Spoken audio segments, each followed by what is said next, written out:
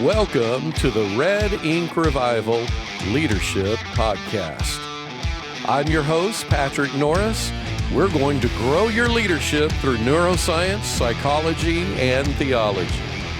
Welcome, everybody, to another episode of the Red Ink Revival Leadership Podcast. Today, we are talking about depression. We know that 70% of pastors report that they have an ongoing struggle with depression. I actually just saw today in a neuroscience article that there has been an uptick of 19% of medical prescriptions for issues of depression since the coronavirus. That is absolutely incredible. And so many people will fit in that spectrum of having a bad day, and then they'll say, I didn't get cheese on my cheeseburger, I'm so depressed. All the way to somebody who's clinically depressed and they actually are shutting down, have no energy. We're going to talk about all things depression. So we would encourage you that as we get into the content that you would share it. Let people know what you're experiencing, and you probably will have people pop in your memory, your mind, your thoughts. And if you do, go ahead and share it with them. Go direct, hit their DMs, and let them know some things that are really helping you. Today I have our colleague and just wonderful friend, Dr. Todd Bowman. And Todd, man, I'm looking forward to jumping on some depression stuff. Yeah, it's such an important topic, such a timely topic. I'll be honest, in that stat that you just revealed, I'm surprised it's not a little bit higher than that. Wow. And we'll get into talking about why some of that has happened. And this uptick in depression has been what it's been. We'll get into some of that here in our time together today. And it's not just exclusive to adults. I mean, this is something that's affecting children. And if it affects a child with anxiety and depression, it's actually going to predispose them in neural pathways for things that they might deal with in their adulthood at a higher level than what they would have otherwise had. Well, let's begin by defining depression. As I said in the intro, the idea that some people have a disappointment in life, the spectrum. Sure. And the disappointment of I didn't do well on a test, I had a conflicting conversation with somebody, all the way to I'm just having a multiplicity and aggregate of things happening in my day that aren't going well. Yep. And that's just a part of the fallen humanity experience.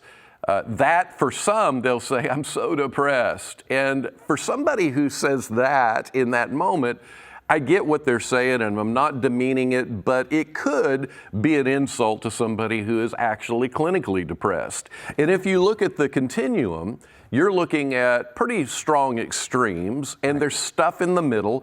Let's define depression. What is it, and what makes it different in the scaling of what is clinical and what is not? What comes to my mind in that space is, we're a culture that doesn't do well with sadness. And even saying something like, I'm so depressed, right? Like it's absolutely a colloquialism that we hear because we have a difficult time acknowledging our sadness. And I think that's part of the redirect is, obviously, like depression in a more clinical context is absolutely driven by a sense of sadness, a sense of hopelessness, a sense of despair, a carrying the weight of the world, an anhedonia, or the inability to experience pleasure in the way one once did, kind of seeing the world through a gray lens, right? Like all these kind of clinical features that we see that are an intensity, to your point about the continuum, an intensity of sadness. But it's interesting to me that we don't say like, I'm so sad about. Yeah. We don't go to prime emotion, or disappointed. Yeah. Or I'm grieving, the loss of even something simple. Yeah.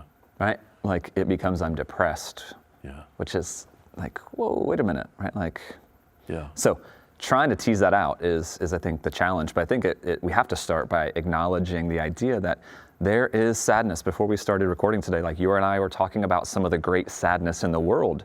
Yeah. And even for me, like physically carrying the weight of things that are happening halfway around the world. Yeah. But there's no direct influence over it. Like you can't control it. You can't change it. Like there's just the sadness of it. and acknowledging that, and then thinking about, okay, like, how do we enter into the sadness? How do we bear one another's burdens, as we see in Galatians chapter 6? How do we do that? Well, we have to have better language for understanding our emotional experience, and I think sadness is a critical one. Yeah.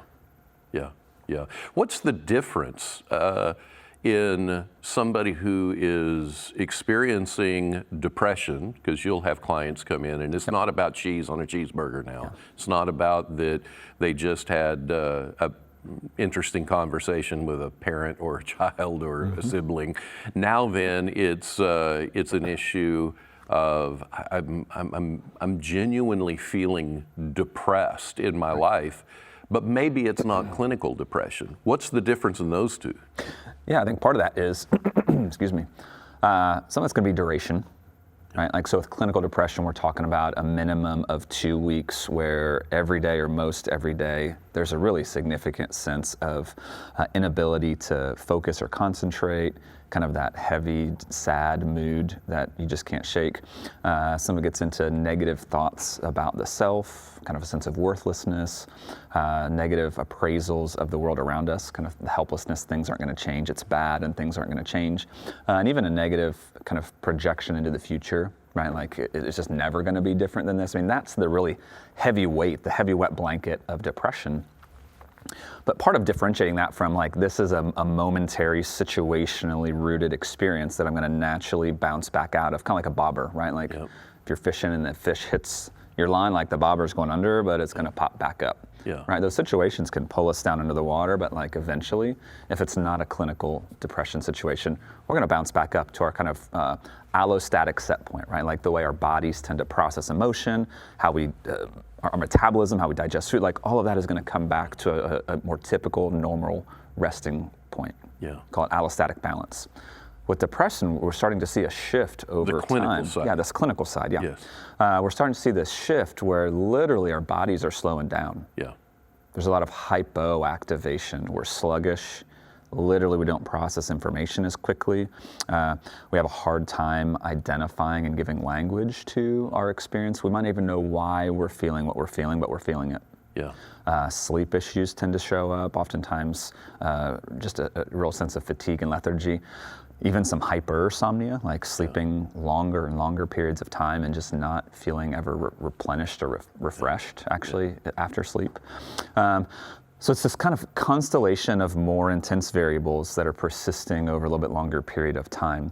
Probably one of the most important we have to talk about is to the point of even suicidal ideation. And that loss of hope and that despair to the point of, I can't see a way out of this.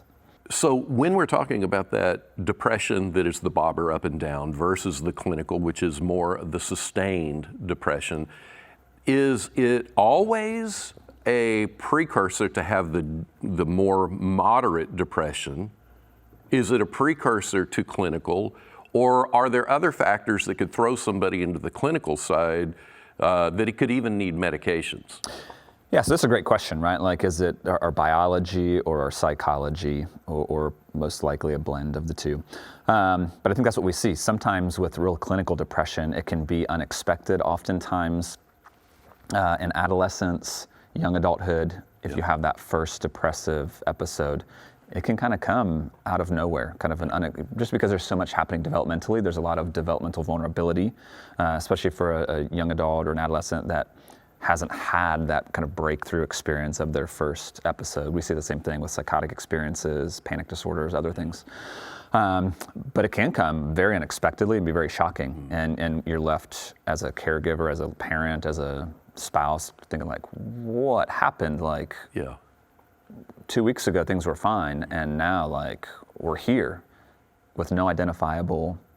So like we have to acknowledge, like, on the biological realm, like, there's a very real neurophysiological, neurochemical dimension to depression. Thus, the antidepressants that, to your point, 19% increase in prescription of antidepressants over the last 15 months is pretty telling about the duration of stress. Right, so there's the kind of biological side of things that can show up pretty immediately and unexpectedly. Now, when you're talking biological, are you talking about, as an example, if I put myself into what can be called learned helplessness. If I can get into narratives that are negative internally and I begin to feel victimized or I'm in a victim's emotional state, that's going to release neurochemicals. Neurochemicals are going to build neural pathways, et cetera. Is that the biological part that you're talking about because it's a brain effect, or are you talking genetics? Yeah, I'm talking more like genetic predisposition or susceptibility. Yeah. So more of an overtly neurobiological phenomenon rather than a shift in our neurobiology that's really awakened by a change in environment or stressors happening externally. Right. Where in that instance we can go back and look at, let's use COVID, right? Like we can look at the progression over time of how isolation has impacted us, how the absence of physical touch and the normalcy of healthy relationships, the inaccessibility of social spaces that we're accustomed to, going out to eat together, coming to church and worshiping together. We do those things, but they're all different. Yeah. And our brains are going like, whoa, the pattern is off here. Like, what is going on? Yeah. And why can't I had somebody text me the other day, like, I'm realizing how much I miss physical touch in my life. Oh, yeah. It wasn't a sexual statement. Right. Oh, yeah. Right? Like, it was absolutely like, I feel the starvation in my body of like somebody putting their hand on my shoulder, being able to hug my friends, being able to sit and, and some of that's coming back, right? Like as vaccines happen and whatever. Like, I think there's going to be a lag. Like, I think as things get back to normal, we're actually going to see a lot more stuff pop in that's been right there under the surface, and the relief of getting back to normal is going to awaken an intensity of an experience. And actually, we had a conversation the other night in our Red Ink Revival pastoral call around, right? Like, it's when the intensity of the threat is gone that our bodies begin to make sense of what is it that happened, what is it that transpired. Yeah. So obviously there's a 19% increase in antidepressants over the last 15 months. I think you're going to continue to see an uptick, which is going to not make sense to a lot of people. Yeah. Like, we're getting back to normal, like, yeah, we should be all the sun happy. is shining, it's summertime, we can go camping now, like, no masks, it's amazing. Yeah. But I think we're still metabolizing some of the experiences that we've had. And then there's this model. I used to work with a psychiatrist. I think this is important for us to talk about in this space as well, at the University of Kansas. And her idea was that so much of depression is around mood incongruence. So not on just like a biological level, but in this space psychologically of like, how do we maybe like walk down that dark corridor into a more depressive state where there is, again, coinciding neurochemical dynamics, but it's not that genetically driven kind of instant biological shift that we see. This idea of mood incongruence, that as people around me seem happier, but my life is no different, like this pit of despair just gets deeper. Yeah. So part of what I think is going to drive that, I hope I'm wrong about this, quite frankly, Patrick, but I think what's going to drive some of that uptick in depressive stuff is that it's going to appear Facebook is going to be full of people like, oh my gosh, look at us, like, we're back at Disney World, like, we're doing amazing things, and I don't have a mask on, but like, not every part of the country is in that same space. Yeah. Oh, yeah. Quite frankly. Yeah. But like, we're interconnected via social media. So we have these mechanisms for actually amplifying the mood incongruence, which is everyone else out there seems like their life is amazing and my reality is terrible. Yeah. And that dynamic of mood incongruence, right? Like, when people are happier, our sadness feels greater, our depression gets deeper. Yeah. If for no other reason than the social comparison factor. Yeah, right. So I think we have to be aware of that idea of mood incongruence and recognizing we're not all in the same space yet. Yeah. Like, not just parts of the country, but even people in the same part of the country, like, we're all facing different circumstances. We're in this together, but like, we're in different boats in the storm, and what's going on in our boat looks different. Some people's boats got holes in them and they're bailing water. Some people, the sails are torn and they can't get out of the storm. Like, and I think we have to be really gentle in remembering that when there's relief for us and we're coming out of some really difficult circumstances, that might not be the case for everybody. And how we even post and how we process and what we convey, like, if we're not empathically attuned, like, we're actually causing suffering for other people based on how we walk our way out of this calamity that we've been in for the last 15 months. So we have on that spectrum, again, if we think about that more moderate, is there a better term for this? DSM-5 would talk about mild, moderate, and severe depression, so I think moderate so would that be hits. And then, compared to the severe depression, which incidentally in the DSM, the diagnostic, you've got markers that you look at. And so somebody might have, 4 of 7 or 9 markers of something, and they may be under the midline, so they wouldn't be diagnosable, but they still have features in their life. But back to the spectrum, the continuum. If you have somebody with moderate depression or the severe, there is the genetic side of the driver. Jordan Peterson, the philosopher and psychologist, talks about how his dad had severe depression himself, and it wasn't until Jordan was in his doctorate program was he able to convince his dad to get medicated, and it immediately made a huge change. Well, interestingly enough, not long after that, Jordan Peterson begins to have his own depressive issues, and in his case, there was a food activator. And today, Jordan Peterson only eats beef and salt on his beef. There is no other food he eats because it, for him, is the safe place where his neurobiology and all the chemicals and everything, inflammation, autoimmune, all that's a big deal. His daughter dealt with depression. She too has had to modify her diet significantly. So you have the issue of genetics, and then there's ways to manage that. But then you have things that are epigenetic. Epi being above or around the gene. So there's epigenetics that you can turn on and turn off genes.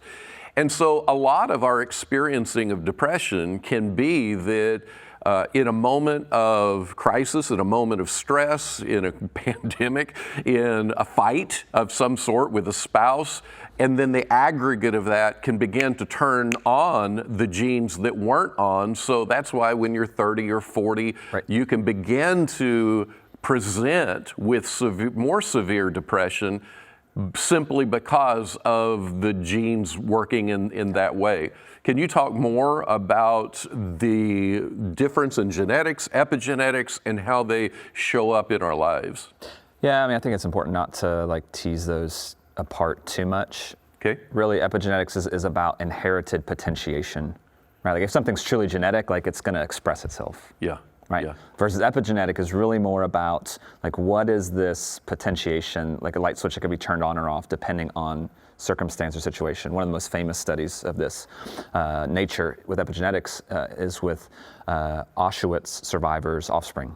So epigenetics would suggest that there's a change by way of lived experience, that our bodies encode that and carry that, and that our offspring are duly impacted. Not that they express, right? So in this case, PTSD, right? PTSD as a survivor of Auschwitz, right? Their grandchildren have biomarkers, genetic biomarkers for susceptibility to PTSD, which means if they have a traumatic experience, they just have a higher probability of expressing post-traumatic distress. Yeah. Doesn't mean that they're going to have PTSD. It means that there's a genetic susceptibility there.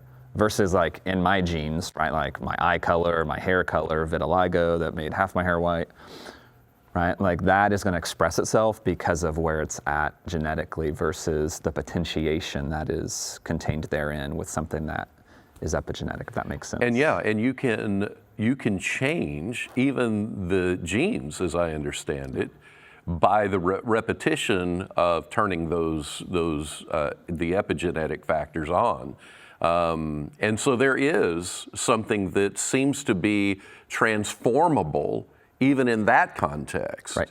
And if we're susceptible to exposure and it being unlocked on the front end, it would logically follow that there's things that we can do that alleviate some of that potentiation. In that instance, going back to this Auschwitz study, I would say a life lived where there's no exposure to trauma, over enough generations, would see that potentiation, which I'm not a geneticist, but that would be my assumption. Yeah. Right? There would be this return to a more kind of base level of whatever's in the genes is there, but if you can activate this potentiation, it makes sense to me and everything that I've read about genetics that there's work we can do to eradicate or eliminate that potentiation as well. And so even somebody who's in severe depression, so let me size up a little bit around the severe depression. The severe depression, as you described it, is in such a space where a person doesn't even have energy to do the things that will help them move towards health. It's kind of like in a very, very cold environment,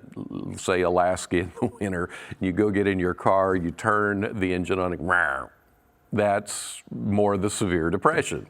Well, in severe depression, when a person is in that space, is it possible for them to be medicated so that it just gives them the suspension of all of the energy drain? Their battery is just exhausted. That at least gives them the power, some manageability to then begin to have energy for working towards health. So even a person like that could, in many cases, if not all, and I just want to be cautious with the all, but in many cases, that person can actually get off the medication and actually return to a very pleasurable, contented, fulfilled kind of experiencing emotionally. Can you talk about that? Sure, yeah. Just because somebody has a depressive episode and is diagnosably severe, even major depressive disorder, severe, doesn't mean it doesn't mean that it's going to happen again. Yeah. Because we don't know. There's great genetic testing. If anybody listening has struggled with depression, go to psychiatrists. There's great genetic testing that they can do to look at not just kind of potentiation for future depressive episodes, but even kind of custom fitting whatever antidepressant is going to work most effectively. Yeah. So instead of having, the narrative I hear from so many people is I bounce from medication to medication to medication. It's a 2 to 4 week onboarding process. I've got to wait for 2 months to see if it works. Well, what if your depressive episode alleviates or abates in that time? Was it the medication? Do you stay on it? There's great tools, and I just encourage people to use the tools that are available to them, not just the diversity of medications, but even some of the tools that can help create a better fit with medication. But just because somebody has had a depressive episode and has a major depressive disorder, severe diagnosis at some point, they're not condemned to having to re-experience that, because we don't know, is that situationally rooted, or is that something that's maybe more driven by underlying biology? But I think it's important to recognize, we're having a conversation a lot about genetics and neurobiology and medicine, that, and I'm not against medicine or anything, but there's great studies out of KU here in Kansas, University of Kansas, that suggests that diet, sleep, exercise are as effective in mediating our depressive experiences as the most effective antidepressant. Which is amazing, isn't it? It's incredible, but back to your point about if the battery can't turn over, right? There's a functional space for medication. Yeah. Please, Yeah. don't mishear me. I fundamentally support. Yeah. And I think for folks who are maybe not at that severe place, working in harmony with God's design for our bodies is a more sensible starting point. Hey everybody, I want to slide right in here and thank you for joining us for today's episode. Let me ask you for a huge favor.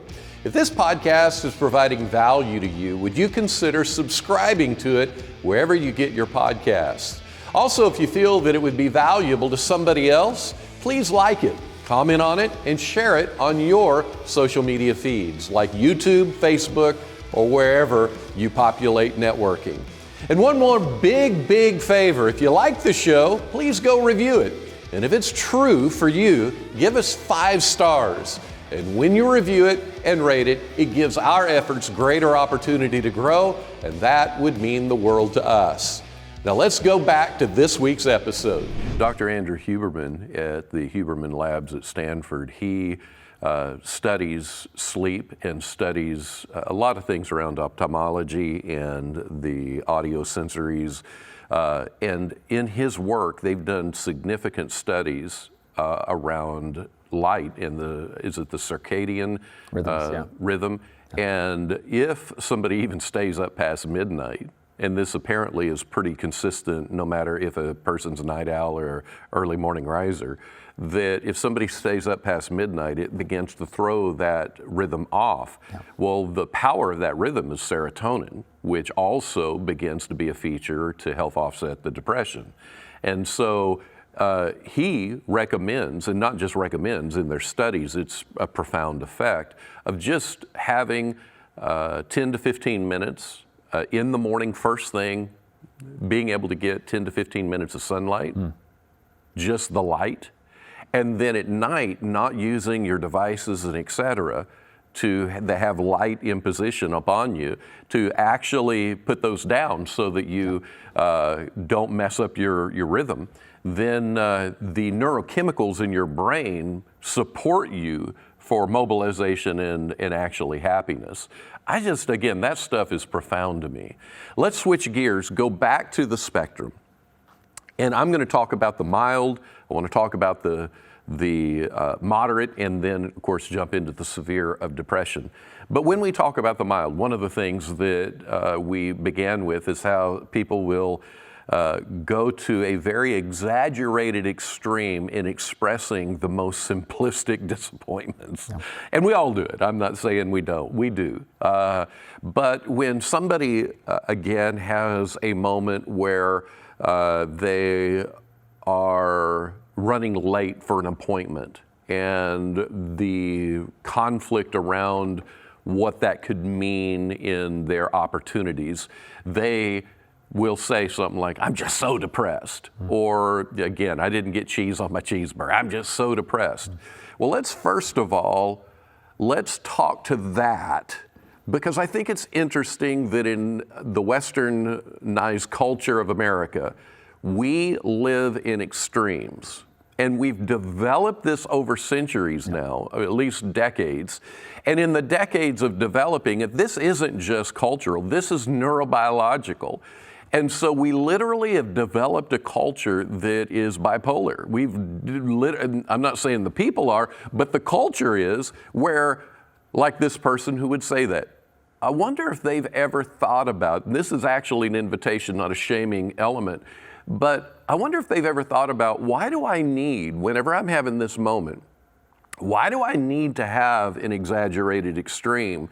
There's something about it that arouses our sense of self and emotions, that we begin to feel things we weren't feeling. So it's really more about our brains trying to serve us, where we feel dampened, we feel diminished, we don't feel anything, we're numb, and that exaggeration makes us feel something. But unfortunately, we don't realize that it creates a lot of other problems later on in our days or our weeks or life, because we're intolerable of the middle. We can't live in the tensions of life. We have to be black and white extreme on one end or black and white extreme on the other, and this arousal makes us feel it. Let's talk about the exploration for that person of saying, no shame, we're not throwing rocks at you, but wow, if you could engage your story to find out where that's coming from and how your brain is trying to gift you with something that actually has consequences, not benefit. It's benefit in the moment, but it's not something that's without consequences later. Let's talk about that. I'll give you some free association here. We're not talking about shame, but for me, what got activated there was the sense of, we are a culture that is immersed in shame. And shame is about deficiency and defectiveness. And sometimes these accidental moments of slight, they're not personal, right? Like the guy just gave you the wrong cheeseburger or forgot to put whatever, right? Like this happened to me the other day. My wife was like, what is wrong with you? Right? I was like, I'm fine, I'll eat it. Like I hate diced onions, but they're on my cheeseburger. It really was a cheeseburger. They got the cheese, right? And it was this momentary blip of just like all of a sudden other parts of my life like were awakened by like I didn't get what I needed. I didn't get what I needed, what I wanted actually, right? Like, wow. I just picked the onions off and I like sat with my little rain cloud over me and I ate my cheeseburger. My wife was like, oh my word. And then I was fine, right? Like, It was a really good cheeseburger actually. I've never had it before. It was fantastic. Like bacon and, onion straws. It was fantastic. But it was a container, right? Like for other stuff and hopefully on a healthy way. Right, like I could recognize that, I could reframe it. My wife gave me some great relational feedback, and like that let me put it away and move on and not get stuck in that. We do that. Yeah, right. As people, we do that. a shame narrative, right, says like, this is personal, Yeah. I'm staying stuck here, and I am going to entrench myself in this identity of victim. Yeah. And not only is the cheeseburger wrong, but in fact, everybody's out to get me. Right. And I'm helpless in the face of this. Yeah. We hear this logic everywhere right Yeah. now. Yeah. Right? Like, let's deconstruct the systems because the systems are out to get us. Like, Right. Right. Which is that extreme again. it's the extreme. Yeah. Right?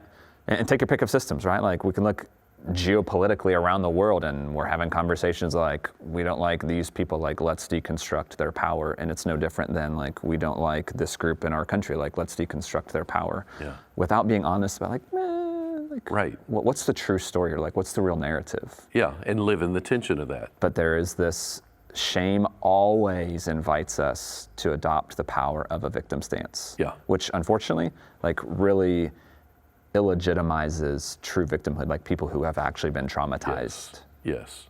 Yes. Right. So it's interesting how we appropriate the shame and live in victim identity. And I think depression, mild depression, more often than not originates out of like, I abdicate responsibility. This is all happening to me. I'm a victim, and now I can't do anything. I'm dependent on someone to come rescue me. Yeah. Cartman triangle. Yeah. Right. Like, there's the villain. Yeah. I need a rescuer. Yeah. But how much of that, again, when it's not like a truly biologically based depressive episode. Right. Sometimes we see that on the front end. We can catch someone on the front end diagnostically at mild when they're moving into a more severe depressive state. Yeah. But I'm talking about the more environmentally informed, maybe more purely psychological origins that then kind of shape our neurobiology rather than a truly biologically based severe depressive experience. Yeah. But we have to call out and we have to acknowledge the fact that there is a lot of power in victimology. And what does that do with, we get ourselves stuck in that space of helplessness. Yep. Right? And then we use words like, I'm so depressed, or we mask it like, I'm so overwhelmed, I'm so exhausted. Right? Like, well, what have you done? One of the most, I'll never forget this. It was a bit on the news. It was in the Pacific Northwest, kind of a flash flood had shown up and caught a group of people unawares. There was a guy literally on the roof of his vehicle. Like, the water is not super high, but it's rising, and the people around him are like, we will help you. Like, you need to get off your car. Like, this water is not gonna go down anytime soon. Nope. Like, I'm waiting for help. Like, help is here, right? Like, they're trying to throw him ropes. Like, he wouldn't, ironically, right? Like, wouldn't jump off the hood of his car into this water until firefighters were there. Yeah.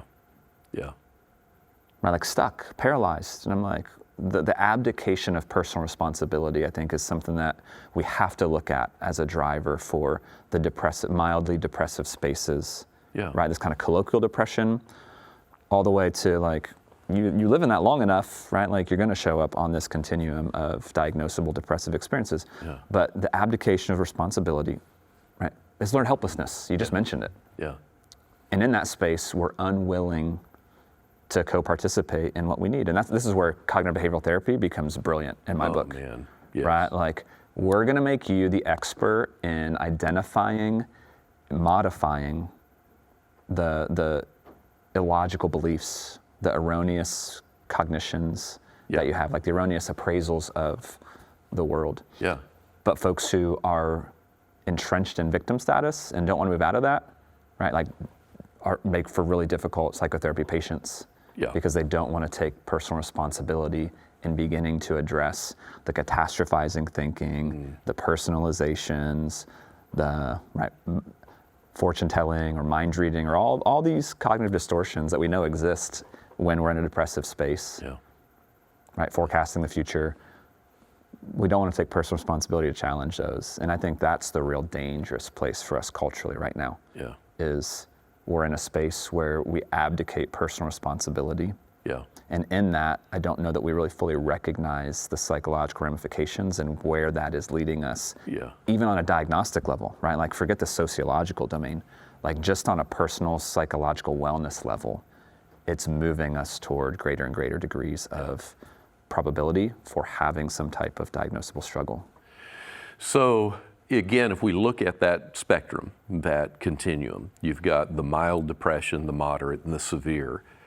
I love that we're starting here with the mild and kind of looking at some of the features around it, what's happening in it, because you can, as you just said, see the escalation. The escalation can move from mild to moderate, moderate to severe, based on the actual processes that are happening in a person in their mild depression. And so cognitive behavioral therapy, which in essence is just about identifying the emotion. What am I feeling? And being able to name it to tame it, being able to identify it, which is so helpful for the brain. But once you identify what the emotion you're feeling is, then being able to deconstruct the narratives that are actually connected to it, asking that narrative, what does that mean to me? And then keep digging, what does that mean? What does that mean? When you get down to the very base, you begin to see the various anxieties and what they are as the threat. It's so interesting, because I'm sitting over here going, like, we have to talk about anxiety as it relates to depression, because like as you dig, like you find worry, you find angst, you find anxiety, absolutely. So, and I definitely want to get into the emotional foundations that express in depression, that depression is the expression of that anxiety. When you are talking about even the victimization stuff, and I know you and I dialogue around this a lot, that when somebody is experiencing anything, so let's say they're locked in the victimization cycle, when they're there, they need not make the victimization cycle their enemy. We're not casting shade on anybody who is in that space. We are curious people that are exploring what's behind it. So if a person is in that space, that's not a dead-end street. It's just that they have parked the car on the curb. And we want to come beside them and say, why'd you park the car at the curb? Yeah, what gains or what benefits, what power do you gain from that space? Yes, yes. And when you take that, again, back to cognitive behavioral therapy, and you begin to ask the question, so you are experiencing emotions, you've defined them around what it's like to be a victim. No matter what I do, it's never going to work out, I'm hopeless, etc. And you just shut down. When you do that, you identify the emotion, and then you ask the narrative, what does that mean to me to be a victim? Because what it's going to do is string back to your family of origin. It's going to cause you to engage your story. You're going to find moments that your hippocampus has created episodic memories, that events have happened that you interpreted that were harsh, grief, loss, trauma. All of that gets pulled forward. And what's interesting, now we're going to get back to anxiety. At the very base of the victimization where I can't move. I'm not even going to try. I'm frozen. And this is, again, the mild side of it. When you get to the severe side, there's other factors. But when you're in the mild side and a person is just frozen, what will ultimately be at the root is a narrative around anxiety, and it's connected to your stories of life. And so let's talk about how anxiety actually gets such a powerful root inside of us driving us, because everything we do comes down to either an anxiety driver or an intimacy. Intimacy here is a social construct to where we are seen, felt, heard, searched. We are connected to a group of people for which we are valued, and we are not just enough, we're celebrated. That's intimacy and shared experiences. Everything that drives us neurobiologically is going to be from intimacy or anxiety. So talk some to the anxiety part, even to a person who's stuck in this hopeless victimization. Yeah, I think anxiety is that quiet driver, right? Like, not to oversimplify it, but if you think about our neurophysiology, the only emotion that has physical structure in our brain, anxiety, the amygdala, right? Like these threat detection centers that are always on, even in sleep, right? Like, we have to go to that place of at least giving anxiety prioritization in how we're thinking about most, like, because any emotional experience is going to require either the quieting of the amygdala so that we can have an emotional experience, or it's going to be a blend of some level of angst or anxiety plus whatever else might be more prominent. Yeah. Sadness, heaviness, shame, etc. So anxiety becomes an important space because even in the kind of core beliefs, I'm a bad, unworthy person. Yeah. Right? We hear a lot of language around lack of self-worth. Not just an addiction. I mean, that's an addiction narrative. It's also a depressive narrative. Yeah. Like I'm unworthy. Yeah. Like there's nothing about me that's lovable. Yeah. Right? Like, well, those are really conscious appraisals of like a fear of not having intimacy or not being acceptable, not being found desirable or included or a sense of belonging. And then our bodies, right, like toward a depressive end, rather than ramping up in that space, because you see some people that get really anxious out of that. Yeah. Right, like they'll do anything to find their worth. They'll kind of overact rather than under, right, like hypoactivation, which is like the slowing down. Yeah. And again, some of that is, good grief, like we've got to even get into like sympathetic and parasympathetic nervous system here with that. Like a lot of that is rooted in our family experience, like not blame shifting to mom and dad, but even something as simple as the sympathetic nervous system, how our bodies wire in response to threat or stress, is directly shaped by the quality of maternal caregiving. Yeah.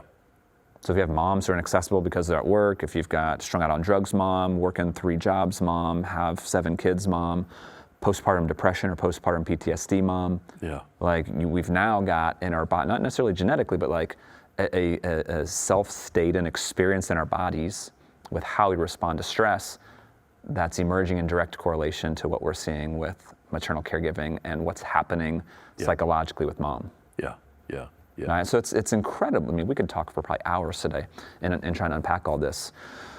I think what's important for us to realize is mild, moderate, severe, and we're going to continue the conversation, obviously, we're not wrapping up, but like even something on the mild end, there's so many potentials as far as etiology or the origin narrative of an individual's depression. But we tend to live in a culture that tries to really simplify things, right? Like and I get it, Occam's razor, the law of parsimony, the most simple explanation for something tends to be what we gravitate toward.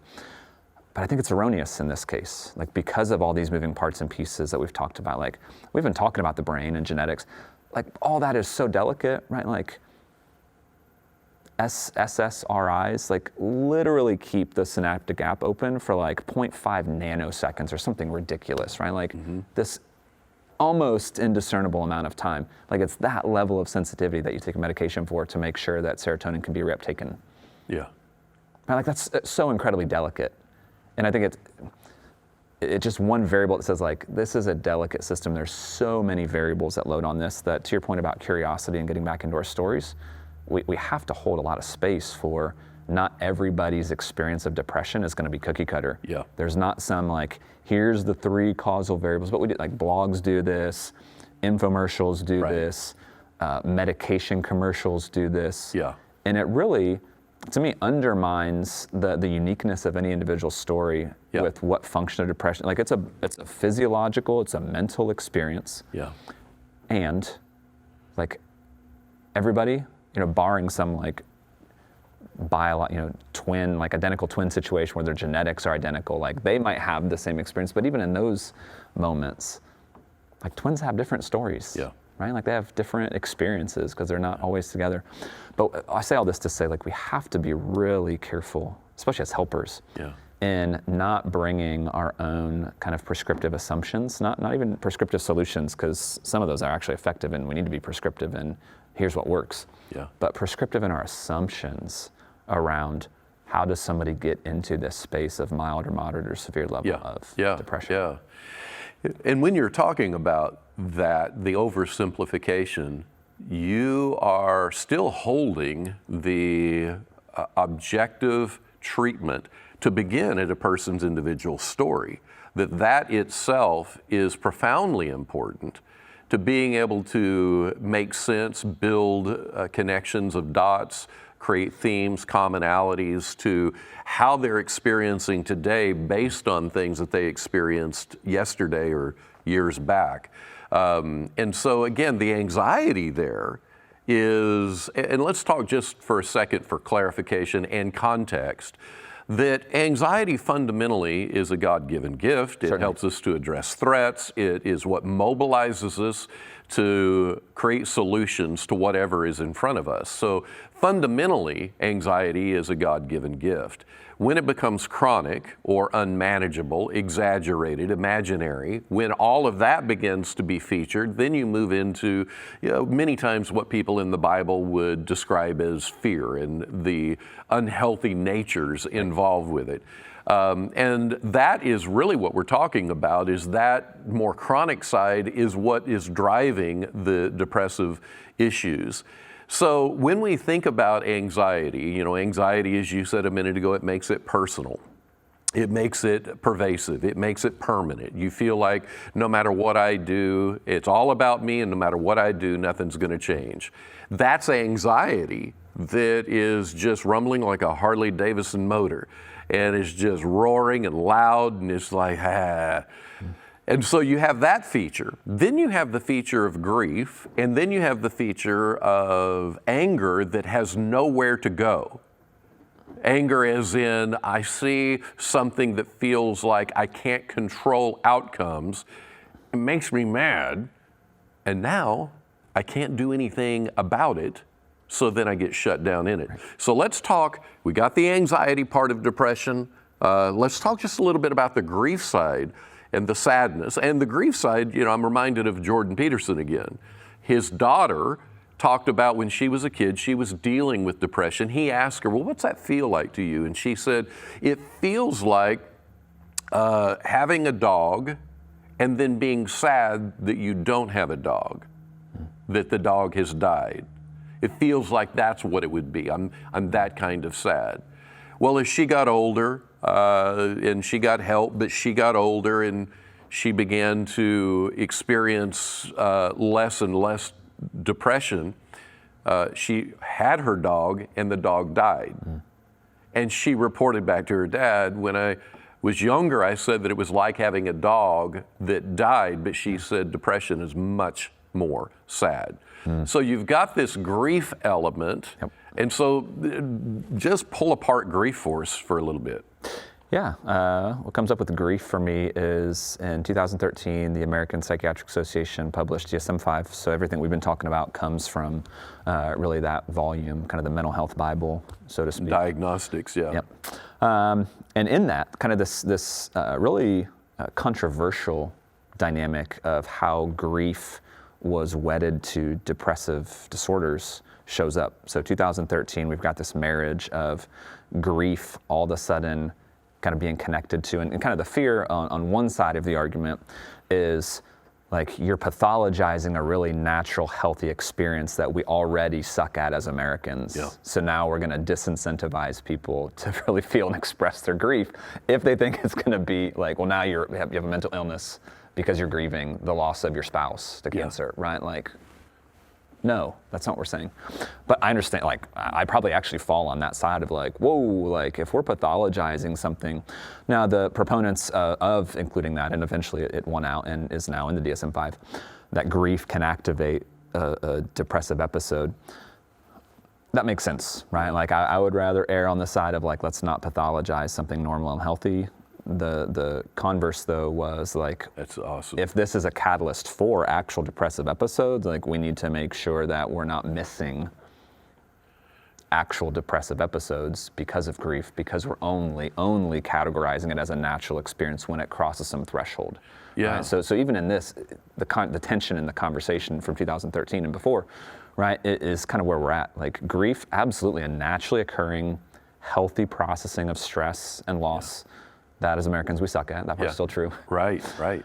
And it is a pretty big catalyst for, mild, moderate, even severe. Like, so there's a model in immunology, it's called diathesis stress, right? Like that the more stress we have, whatever susceptibilities exist are going to be activated. Yeah.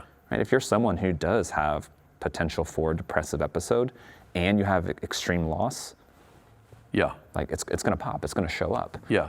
Diagnosable, like higher probability, right? We're not talking in certitudes. We're talking in probabilities here. Yeah. Let me jump in again and tell you about two amazing opportunities for pastors, spouses, and senior leaders of ministry that will increase your leadership. And they're both free. I'm talking about monthly Zooms and also weekly process groups. First, we hold a monthly Zoom event that is 1+ hours with Dr. Todd Bowman, a psychologist and human behavior expert, and me. We usually have around 15 to 30 other participating pastors, spouses, and leaders. The monthlies have been amazing to help pastors collaborate around tactics, personnel challenges, and even how to navigate our own inner world. The skills you'll learn and a newfound pastoral community will expand your leadership mapping with everybody you lead. These monthly Zooms happen every month on the second Mondays at 6 p.m. Central Time. And then the second opportunity for pastors and spouses is our weekly process group that spans for 6 weeks. In our weekly process group, we provide tools that guide you into your story and help you rediscover you, redefine leadership, redeem life, and redream ministry. Weekly process groups give time to open your stories as you collect the dots, connect the dots, and correct the dots. Attunement begins with you making sense of your story. When you live with mindful attunement to your story, you'll find that the people you lead will begin to also make leadership sense to you in profound new ways. Our alumni tell us that this is one of the most impactful experiences they have ever had. We place ladies in groups of 6 to 10, and also we put men in groups of 6 to 10. The value of the weekly experience is $900+ per person. However, in this season, we're offering it to you for free. You can see some of our alumni sharing stories on our events web pages. You can find out everything you need to know to get involved in either the monthlies or the weekly process groups by going to redinkrevival.com. I hope to see you there soon. Yeah. So there is the grief that's the God-given gift, again, to help us metabolize losses in our lives. Yet at the same time, many people will get stuck in grief because they won't or don't know how to intentionally process it.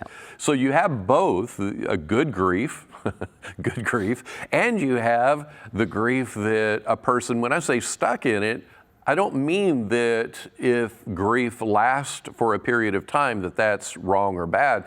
It's that it's not being leaned into to actually let it do what it's supposed to do to process us in that loss that's been there.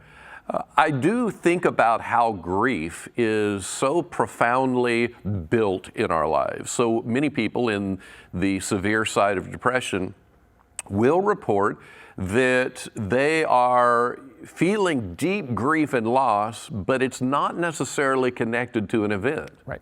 So now then, let's go back and let's talk about the neurobiology of that when a baby is born, the amygdalae are primarily matured. The hippocampus, which is the episodic side of it, that gives context, etc., is not fully developed till you're around 15. Then the prefrontal cortex, which is where you're able to give rational weigh-in, decision-making, clarification. You're able to make meaning out of stuff. That doesn't happen till you're 25. So what we can see mapping it out is that we have, let's say, 15 years of emotional experiencing that we don't really have much episode connected to, and our brains are developing these instincts. So even looking at a face of somebody who hurt me or offended me or abused me, the features on that face will show up with the amygdala, but won't necessarily show up is big in the hippocampus or the prefrontal cortex. So there is the element that when we go back and engage our stories, what we're doing is we're building the connectors, the neurobiological highways between the different parts of our brain that we weren't privileged to when that actually happened. So we're able to take our adult self and all of the tools we've gained to rebuild so that we can actually make more sense of our grief. And then there's a lot of grief that is just sitting there that once you offer a prefrontal cortex rational meaning, it immediately diffuses the power of that grief and it processes it out. So would you add some to that whole scenario? Is there anything you want to weigh in on that? Well, just for me, it highlights what you and I pretty regularly talk about, which is the importance of getting back into our stories. Yeah. Right? Man. Like getting back into, and I guess one of the saddest things for me is like all of our pictures are now stored digitally in places outside of our kind of conscious awareness. Like, oh, it's on Facebook, or oh, it's on that jump drive, or oh, it's on that external hard drive. It's not in a book on the coffee table in the living room. Yeah. I used to go through probably once a month growing up, and we had this coffee table my brother and I would play paper football on, but it had like stacks and stacks of our family heritage by way of pictures, and I would just look through them, and they fascinated me. Yes. Fascinated me. Like, that connects me to my story in a completely different way. Yeah. I can see some of those pictures right now. Yes. Right? My grandmother passed away last year, right? After the funeral at her house, right? Like, there's just pictures everywhere that the whole family's going through, and we're taking the ones that we want, and I brought some home. Yeah. And, right? Like, ironically, there were some of me when I was about my youngest child's age, right? Playing soccer, and got to share with them, like, here's where my love for this game started. Yeah. And all of a sudden, like, they are connected more to a piece of me because we have this kind of momentary kind of portal, right? A glimpse into a part of my story that they can now see because they see me on the soccer field. And they're like, oh. And they're like trying to decide, like, who looks like me? Then they decide, like, none of us look like you. We all look like Mom, which is probably better for us. And I agree with them. Like, it's probably better for them. Right. But going back into our own stories and as far as cracking open space for healing, space for relief, right? Like that's I think where those kind of moments of metabolism really are amplified. Yeah, and because so much of it is about making meaning, right? Like, I now have a different frame of reference for understanding what this is. And on a scientific level, on a neurobiological, on a brain level reality, this all makes sense. This isn't just mysticism. The metabolism isn't just kind of floating fantasy out in the air. This is actually, like, when I come down my stairs, as we get halfway down the stairs at my house, we have pictures of my boys when they were little. And there's times I'll just walk down and it'll capture me. So I'll just look at it for a minute. And when I do, I get all these feels. Well, we don't get feels without neurochemicals. And neurochemicals are like reps in a gym whenever you're building muscle. The more you connect the stories, the more you're able to build the neural pathways that help relieve the threats that are both anxious threats and also redefine the meaning of some of the grief that you've gone through, that some of the grief you can begin to see it in a different light. As an example, I was talking with somebody recently whose dad, this is a child development therapist, and her dad was an alcoholic and didn't ever lean in on her, didn't ever really care about how she was doing. It was a very difficult, relationship for her. And as time goes on, she, becomes a psychologist, and she learns tools, and she helps children and all that goes into that. In the process of time, she began to work on her own story. By working on her story, it opened up avenues of other people's stories. It began to help her make a geo-mapping, a Google Earth view, and then being able to zoom in on the street view of even her dad's life. When it did, it created compassion. It didn't cause her to deny the reality of what he chose. But what it did do is give her the compassion, and the compassion then offset, which all neurochemically makes sense, it began to offset the threats and the grief, and then she began to be able to sit in the grief with the sense of, my dad didn't have the privilege. His mom and dad didn't gift him. His mom and dad had injurious ruptures in relationship with him. And because of him making sense of his life, he didn't know how to armor up any different than the way he treated his daughters. And I just find that story is profoundly important to develop the neural pathways. And, when we start building a path, we can be out in the woods and we can build, a little grass, dampen and down path, and then we keep walking it turns into some dirt. And then if we want to take some motorcycles down it, it begins to widen, and then we get our four-wheelers on it, it gets wider. And then before long, if it's a really populated area that we're traveling, we may want to pave that thing. Well, that's what happens in our brains until it becomes a 2-lane highway, and then a 4-lane highway, and then it's more automatic. And so the greatest gifts we can give ourselves is to make sense of our stories, because it'll help us with the anxiety, and then it helps us with that whole grief piece that we deal with. Now let's deal with the issue of anger, because depression does often have its coupling with anger. And anger is a God-given gift that helps us face injustice. Yep. Rage, on the other hand, is really a feature of panic. And it is us, we don't know how to make sense of loss of control. So in our backstories, our story background that we've been talking about, we have this shame-based, I'm not enough, I'm not valuable. Everything in life's told me that. My coaches, my parents, my siblings, nothing about me seems to be enough, no matter how hard I try.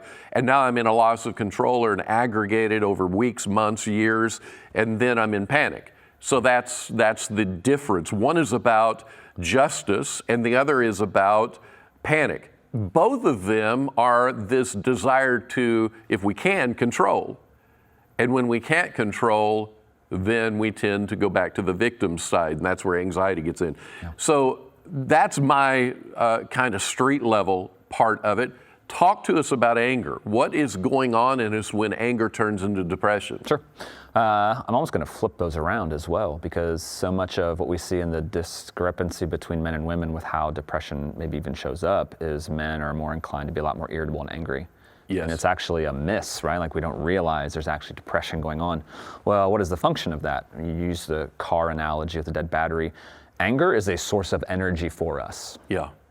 Right? Like, it's not calories, it's not stored fat that we're going to break down, and although that might happen when we get amped up, on an emotional plane, like, it is a latent energy source for us, that as we go into depression and we find ourselves not being able to kind of amp up and within our own kind of mental focus, our own emotional groundedness, being able to overcome the threats or stressors of our days, right? Like, now let's use the jumper cables here. Yeah. And like, boop, like anger, really rage, because we're not talking about fighting injustice. Rage becomes this vehicle for trying to offset the hypoactivation. Yeah. Right? So to kind of go back to the anxiety interplay here and to tie it to anger, really it's about, like, when we exist in spaces of chronic stress for so long, like, eventually the bottom's going to give out. Yeah. All right, so how much of depression in Western societies, American culture specifically, is about, like, we've existed with chronic stressors for so long, and, like, eventually the bottom's going to give. Now, some of that might be situational, we bounce back. Other times it's going to unlock something, we stay stuck there. Yeah. Anger becomes our instant go-to for trying to, especially as men more than women, kind of difference between testosterone and estrogen and other things. But we need to talk about hormonal dynamics for women, and kind of how hormonal changes, even with premenstrual dysphoric disorder, with postpartum depression. Yeah. There's actually more of a hormonal dynamic as a driver of depression for women. But for men, there's this anger that is used not as a descent into depression, like when my anger's gone, I'm depressed, on that mild and probably even on that moderate space in the continuum. Anger is really a symptom of depression. We're using it to try and jump the battery. And it's almost like one of those portable battery chargers. Have you seen those? Yeah, like, instead of having to hook up your truck to somebody's car, like, you carry it in your car. Yeah, sure. I just wonder how many jumps that has in it before it's dead. Yeah, there you go. And kind of this descent into more severe depression is like, I can go to that, I can get my battery jumped by this little portable thing in my car so many times, and then it's dead too. Yeah. When I was listening to Jordan Peterson telling his story, which I just happened to listen to this morning while I was getting ready, and he was on the Dr. Oz podcast telling about depression, and I'm fascinated by his perspective because he dealt with it. He talked about that when he got medicated, he began to get more manageable energy to work on the depression itself. And then he talks about that in the process, They had to change his medications, and then his diet changed. His diet changed his experiencing. And he described the two sides of depression, that one shows up as irritability and the other one shows up as avoidance, just like you're talking about. And he said, what's weird is that the early stages of my depression, I was featuring irritability, and I'd get irritable about whatever.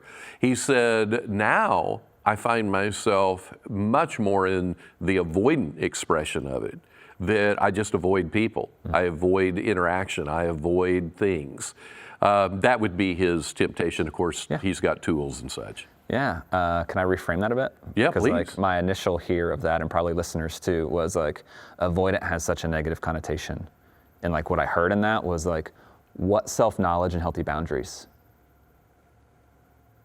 What incredible self-knowledge and healthy boundaries to disengage from places that he know are going to drain vital energy from his resource pool, that are going to throw him back into a tailspin and keep him from focused on the work and calling for his life in the present time. Yeah. And I think that becomes the hard part, right? Because like we can hear the invitation to shame even in a word like avoidance. Well, I'm just being absolutely. so avoidant. Yeah. But how much of that avoidance is really, we talk about healthy boundaries all the time. Yeah. Healthy self-knowledge, healthy boundaries around, I know my limits. Like I can't persist in the space of letting people siphon off insight and energy. Yeah. Especially with who he is and what he does. Yeah. Oh, yeah. Right? Like he has to be pretty calculated in where I let myself really fully invest. Man. I think that is an incredibly brilliant model for listeners struggling with depression to think about. Yeah. Like avoidance is not some like undesirable characteristic in this context. Yeah. Right? Like if you're just avoidant because you hate people, like there's a story to this, but we're kind of having a redemptive conversation here around, in the context of depression, a healthy buffer that keeps you grounded in the wellness that you're striving toward and finding might mean shifting how you navigate the social world and not letting people have access to you in the same way that you once did. Which is different than like avoidance to the point of isolation or social disengagement or being cut off and estranged from everybody. Well, one is a victimization cycle again. Yeah. So you again, in the avoidance that I'm a victim, so I'm shut down and I can't move, versus the intentional building of a boundary, as you're describing it. Those two do completely different things in the brain. So as an example, Dr. Andrew Huberman again, he talks about the neural circuits around that. If you are in a victimization circuit, if you are in yourself saying, I can't do anything, no matter what I do, it's not going to help, I'm just stuck, the brain will actually release the neurochemicals to keep you there. But if you move into the dopamine circuits, or what I would think street language is a little easier for me, is empowerment circuits. Motivation, drive. Mobilization, that if you create a strategy, if you create some kind of plan that you are moving towards, which is interesting because dopamine is really more about the desire and the interest towards a thing than it is the reward after the thing. And so if you get into the circuit where you build a strategy, you just cognitively write down where you want to go, what you want to do, and how you want to get there, the brain will release all the neurochemicals to help you, which interestingly enough will create the emotions of fulfillment and happiness and joy of life. So now let's move into the drama triangle. And one of the fascinating things for me is that if you live in the drama triangle, and I'm going to let you pull it apart. But if we live inside of it, this is during the training that we had in certification, that I'm sitting there just wow. I'm just wow. Because the answer to depression for many Christians is just to pray and say, Jesus, the joy of the Lord is my strength, or even to say my identity is in Christ. Now, obviously that is available, but that is not where most people live by manifestation of their emotional spinnings. And so when I was told in certification that it is impossible to live in the triangle, in one of the characters of the triangle, it is impossible for you not to have anxiety, not to have depression, and not to have rage. It is impossible. Well, I look at that and I'm like, how many simplistic, superficial answers, even as a pastor, that I've offered people when they are in relationships that are actually virally hitting them, much like the coronavirus. It's hitting them and shutting them down, and they don't know that the issue is the triangle. And if they ever get out of the triangle into boundaries, they will begin to live a different life. So can you describe for us what is in the three parts of a triangle? Yeah, so the Cartman triangle, the drama triangle, defined by three roles, kind of the victim, the rescuer, and the perpetrator or the villain, depending on which model you use, right? And we tend to, depending on which role we find ourselves in, interpret our world and create our world by pulling people into that. Yeah. So what does that look like? If I'm stuck in victimization, right? If I'm gonna move out of this, right, that gets really threatening. If my identity is like I don't want personal responsibility, I don't want to have to take ownership for anything, right? Like I'm going to stay stuck here and give up my power, but there's a lot of power in, right? I'm going to give up my power, but have a lot of power in victimology, because that's what we reinforce and reward culturally right now. Unfortunately, it's terrifying. We'll do another podcast on the terrifying dimensions of victimology in the church and American society as a whole. But the appropriation of power in that space means we have to have an identifiable villain or perpetrator in our lives. We can't be victims if there's nobody that's causing injustice or harm or perpetrating something against us. Yeah. So if we adopt that, automatically we start orienting to the world in two ways. One is, who is out to get me? Yeah. So I can validate my space and not have to relinquish it. Yeah. And two, who am I looking at as a rescuer? Yeah. Yeah. And not a rescuer like, help me get out of this place that I'm stuck in as a victim because I don't want to actually give up my power. Yeah. But rather, how can I incite some conflict between the rescuer and the perpetrator? Yeah. Right. So when you hear people talk about triangulation, that's really what we're talking about. Yeah. Like, I don't want to give up my adopted position. Yeah. You see this with codependent people too. Like, I'm going to look for a situation to rescue. Yeah. And I'm going to step in and align with the victim right away to give them a sense of power. And together, we're going to overthrow whoever this perpetrator in their life is, whatever the injustice is, real or perceived. Yeah. Right? Real or perceived. Yeah. Because not every injustice that we're talking about in the world today, like, there's plenty of legitimate injustice. Right. But it's amazing to see some of the places that we go and that we see on the news that are leveraged toward really awful acts. But this Cartman triangle, this drama triangle, it is a pit of despair. It is a nearly inescapable dynamic unless you're willing to give up a really misaligned sense of identity. Yeah. As a codependent who's coming in as a rescuer, obviously if you're a sociopath, you're a perpetrator in every role, right? A bully, playground bully, or in that victim stance, right? Like, but it's amazing how, for someone who has rooted their identity in one of those roles, the exclusivity with which they recreate that. Yep.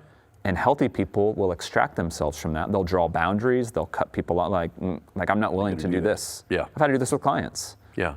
Right? Like, if you made a phone call to me saying that you're firing me because I'm the worst therapist you've ever seen, right? And then you call back 7 minutes later, true story, and are apologetic and say you don't know what came over you, like, I'm trusting the first phone call and I'm trusting my intuition, and I'll help you find a different therapist. Yeah. Because, like, you don't get to pull me into this yo-yo of you disparage me and then you apologize, right? Like, that's abusive. Yeah. How would you like to reboot your personal finances this year? How would you like to take control of your money, turning small wins into big results? I want to encourage you to check out my wife Tina's financial coaching business at tinanorris.org. You might be wondering, what is a financial coach? A coach is someone who will personally team up with you to outline financial goals, inspire you with energy, help you stay focused on your goals, and so much more. You can do it all through Zoom, and she provides a free initial consultation, so there's no pain or cost to you for your first steps. Maybe you've been to several Financial Peace University cycles, left with great intentions, but struggled to execute. You need a trainer, a coach, another human that won't shame or judge you to help you stay on track. Tina is a certified expert that will help you with clarifying financial dreams, understanding spending patterns, reviewing all financial obligations, assessing financial and insurance needs, defining a spending plan, understanding your emotional profile related to money, building margin for savings and emergency funds, learning strategies for attacking debt, and referring recommended financial advisors to multiply your tomorrow. And she isn't selling any products, policies, or investments. She is the ultimate financial teammate. As Tina's husband of 30 years, I can tell you firsthand how much of a difference Tina's skills and giftings have made. Our financial portfolio wouldn't be a fraction of what it is today if it wasn't for her. She works with clients that are single parents, everyday people, pastors and church staff, as well as high-income professionals. I've known executives of Fortune 500 companies that manage billion-dollar budgets at work, but then come home to complete financial disorder and disappointments. Shame roars at them as they face the stresses of marriage, kids, and struggling retirement plans. A personal trainer can change the way you think, emote, and behave. If you have friends, church members, clients, or even young marrieds that are launching their financial lives, you will do them all a favor to have them check out this amazing option. If professional athletes need a coach to win the day to fulfill their dreams, then you and I do too. And you won't find anybody better to help you get there than Tina Norris. Set up your free consultation from anywhere in the world today. Go to tinanorris.org to find out all the details. Yeah, which in a marriage relationship, if you have a partner who does that, the only way is to extract yourself out. And the reason people don't extract themselves out is because of a double bind. Sure. The double bind of, I don't like my options. And because I don't like my options, I have chosen to stay in anger, rage, and depression. That's what I'm choosing, because my options are, I have to extract myself, but that comes with baggage, because now if I extract myself, I'm not going to have money. I don't have a place to live. I don't. Are we talking about husbands and wives or pastors in their churches right now? Yes, all of those. Yes, absolutely. And that's the perfect metaphor that you're talking about, right? Yeah. Because when you talked about, we started with 70% of pastors, and you just nailed it. Yes. Are pastors stuck in that same double bind as the really unhealthy marriage? And there's rage, and there's anxiety, and there's depression. And if they extract themselves, what are they going to do for housing? What are they going to do for work? Yeah. Or if they even hold a boundary in a sub area of the church with a board member or with a leader of a department. Are people going to leave, and then how does that impact? And if they leave, financially, how many others? Absolutely. All of that. And so I don't like my options. But what you're doing is you're abdicating the power of free moral agency. And if you do, your brain will give you the neural circuitry to keep you stuck. But if you create a plan, this is what I'm going to do so that I have power. And interesting in the triangle that, the victimization and rescuer positions are on the bottom. If you do a line, they are a power down. They're a one down position. The perpetrator is the one up. So the relationship dynamics are that you can be a victim in the way you've identified emotionally, and you just hear it, and then you get ticked. And you're like, I have had it. I am not putting up with this anymore. And so then you flip chairs and you move up to the top, and then you power down on the other person and just yell, scream, cuss, whatever. And then you start feeling bad, and you move over to the rescuer and say, I'm at risk of losing everything in this relationship. You rescue them, and then once you rescue them, you move back to the victim's chair. And so we have this dance. Now we do this as husbands, wives, children, in the family system. And then I love that you brought it into the local church scenario, because that is where pastors' wives, they are so enmeshed with other people's projections and expectations, they have no power. And you cannot live free emotionally until you retain your power of choice. Yeah, it just goes so many places in my mind as far as in our world where we see, the things that really are sad to me at the local church level and family systems at a culture level are the folks who get pulled into scenarios as perpetrators where there's no real intent. It's either accidental or circumstantial. They're at the wrong place at the wrong time, or they hit some demographic checkbox. Yep. Right, because in the eyes of the victim, like everybody, all or nothing, binary, right? Like there's no middle ground. Everybody who is fill in the blank. The church is guilty of this for years and years. The world is guilty of this for years and years. Everybody who is blank is this way. And if I'm in my victim role, like that person is always the persecutor. Yeah. Unless they become a rescuer. Yeah. Right? But then, like how much of that is I appropriate? What's interesting about that is you're totally right. Like the way the Cartman triangle is drawn, there is always that one down. Yeah. But the goal is always taking someone else's power. Yeah, that's right. Like I get power from the rescuer, but the goal is to take power and overthrow, but never, right? Like in the true Cartman triangle, the only way out of it, I can hear Kevin Skinner's voice in my mind right now, right? The only way out of it is like healthy boundaries. Yeah. Like differentiation. Yes. And allow there to be consequences. Allow there to be consequences. Yeah. And right, like that runs contrary to the adopted victim status in American culture right now. Yeah. So we're talking about depression, we're talking about anxiety, but really we're talking about a socialization into patterns of living and relating with people that predispose us, and for some of us, clinically diagnostic or not, like are gonna leave us in a place of dysphoric mood, which is kind of that like not diagnosable, but like lower depressive mood. Yeah. On the regular. Yes. Right. So whether or not it like crosses threshold, like we are living like with that wet blanket that I mentioned earlier over top of us. Yeah. And you can as a Christian, which I always encourage, you can spend time in prayer, get your best worship music on, worship God, thank God, and you are going to feel some relief based on how the brain manages gratitude. You are going to receive some relief.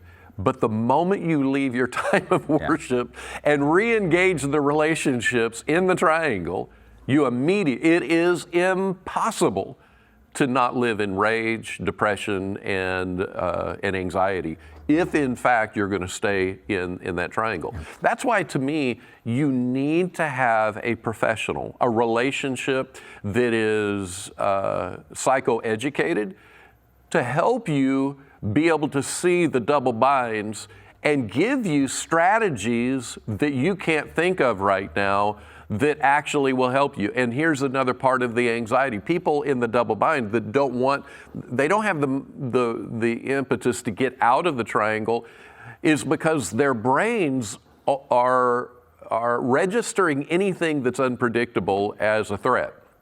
And it's a greater threat than the one I'm in. Yeah. And so it's like, do I want to face down a lion or do I want to face down, my neighbor's dog? And so they think the triangle is their neighbor's dog, and the unpredictability that if I hold a boundary that has consequences, that if you make these decisions, yell at me again like that, I'm sorry, I'm not going to be with you. I'm not going to be hanging out like that. I'm not going to be living this way. If the brain is saying this is unpredictable and it feels like a lion, you've got to have a therapist to help you turn that lion into a kitty cat and to help you see. It's not always going to be the best, the most desirable decisions you have to make, but the beauty is you own the power of those decisions, and the body neurobiologically and the whole nervous system is going to regulate back to a place of peace. So it is incredibly important to have a guide, a partner, a psychotherapist, somebody that's going to actually hold your heart through empathy, it all. right? Like someone that can just care for you in the midst of navigating the disruptions, because there's significant disruptions in the drawing of boundaries and the disengaging from the unhealthiness of this trauma triangle that we're talking about. Yeah, absolutely. Well, as we continue talking about, again, we're talking mild and moderate and even into the severe depression pieces. One of the areas that depression begins to seem to couple up with is the area of regrets. that I had opportunities and I sabotaged them. I did something, said something. The regrets, which are further strung into your backstory, it's into your grief story, it's into your anxiety story. But those regrets that are there, I told the story at our pastor's monthly of my boys. One of the joys that I had when they were at home, they're 26 and 23 now, one's in Australia, one is in Charlotte, North Carolina, and one of the, joys is an understatement, one of the just most amazing times of my memory life is going on vacation to the beach where we're driving from Kansas City. And the airplane doesn't do what the drive does. Yeah. And the drive down, and Tina, as they got into the teenage years, Tina would say, ask them to drive because I've noticed that when they drive, they talk. And when they talk, they open themselves. And have them drive. And then we would stop, there's quite a journey. And if somebody's listening and you live in Mississippi, Alabama on the way down, man, there are some very adventurous characters that are in different, we'd stop at fireworks places, not because we wanted fireworks. We just walk in and the people in there, their talk, their language, their accents, their manners, everything they would do, we would get back in our truck and we would just role play the entire way down to Panama City Beach. Those were incredible times. So later, now they're gone out of the house, and I would feel the deep grief and regrets, not only about that, but then my brain would talk to me about the regrets even in their childhood. The deep longing to re-experience them as toddlers, the deep longing to experience them in elementary school. Just if I could just sit there and stare at them, that would have been so amazing. And what I found is that when I began to feel those regrets, first of all, allow there to be the memory and the beauty that is in the regret. Absolutely. But then as I would turn that not in a repressive way, but just offering my prefrontal cortex another perspective, and I would begin to think about all that I'm thankful for, that I got the privilege of doing things with my boys, to have a relationship with my boys. I got to go on those trips. We got to laugh about all of those things. We ate barbecue like there was no tomorrow on the way down. There was stuff that was happening that was amazing. When I turn it into gratitude, it amazes me as how it shifts my emotional state. And not just in the moment, but actually positions me for the long term. I don't know how to talk more about the regret component, but that's where I'll start. Yeah, no, I think gratitude is so powerful. It reminds me of Joseph Ledoux, American neuropsychologist and neurologist, his work back in the 90s, actually, and looking at how the emotional state that we're in when we go back into re-experiencing those moments and recalling and reflecting on those moments shifts how we actually encode the memory. Oh, wow. So think about this, right? Like if you're in a depressive state and you're reflecting with regret about something and you can't catalyze gratitude over it. Wow. Like next time that comes up, it's going to be covered with this gray film of regret. Amazing. And like that film just gets darker and darker and darker the more we think about it in that same state. Wow. Versus like how gratitude helps us cultivate a sense of appreciation, a lightening of the filter, so to speak, since everybody uses filters on their photos that they post online now. Yeah. Right, it's like a filter, right? Like the mood state that we're in when we recall something serves as a filter for next time we call that up, like what's the emotional valence of it gonna be? Amazing. Which is why I think, like two things. One, why you can't navigate depression on your own. Yeah. Like you need someone to help call out of you some of these experiences that can offer empathy, that can offer compassion, that can be that jumpstart for you. You can't offer self-compassion when you're down. You weren't created to do that. Yeah. Yeah. Right? Ecclesiastes talks about like pity the one who has no one there to pick them up when they fall. Yeah. Yeah. Right? Like we need someone in that space, which is fine. It's okay to need someone. It's how we're created. So there's that dynamic to it. When we can't activate that on our own, right? Like we're created to exist in relationship with someone who does have the expertise or the training, pastoral oversight, spiritual direction, therapist, someone that can meet us in that space. Yeah. And for some listeners, it's okay to know that you may not have the requisite makeup to be the one that holds space over the long term for depression. Yeah. Depression can be a heavy load to sit with. Oh man. Right? Like I'll testify that personally, like I am not the best therapist for depressive episodes. And why? I'm just not. Like it awakens parts of my physiology. Yeah. Right? Like it soaks into me. I can deal with addiction, I can deal with anxiety, I can deal with marital disruption, right? Like there's so many places where I feel pretty competent and even gifted as a therapist.